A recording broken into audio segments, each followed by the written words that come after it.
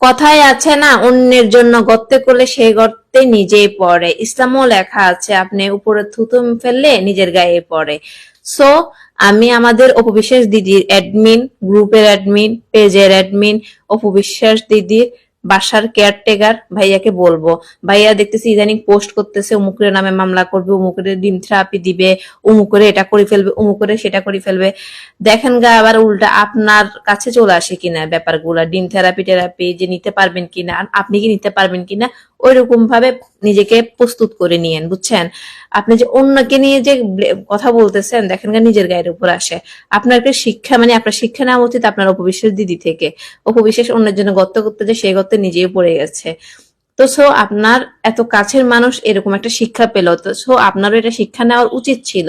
আমি আপনার নামটা বলতে চাই না, তারপরে বলবো, আপনি বলবেন যে আপনি, আমি তো আপনার নাম বলি নাই, আপনি নিজ থেকে কেন ভাইরাল হতে চাচ্ছেন? না ভাই, আমি ভাইরাল হতে চাই না। আর ভাইরাল হলে আমি অনেকভাবে ভাইরাল হতে পারি, এমনি ভাইরাল হয়ে গেছি অলরেডি, আমার মানে যাই হয় তাই আমার এনাফ। সবাই কন্টেন্ট করে, সবাই কন্টেন্ট ক্রিয়েটর করে, যে জিনিসগুলো মানুষ, সমাজ, জনগণ বেশি পছন্দ করে সেই নিউজগুলো দেওয়ার চেষ্টা করি। কাউকে হেয় করে মানে উল্টাপাল্টা কথা বলে নিজের ভিউ নিতে চাই না। হ্যাঁ, কাউকে কটূক্তি করে করতে চাই না। যখন দেখি যে আমাদের পছন্দের মানুষের উপরে অন্যায়ভাবে লেখা হচ্ছে, অন্যায়ভাবে কথা বলা হচ্ছে, তার সাথে অন্যায় হচ্ছে, সেটার প্রতিবাদ করা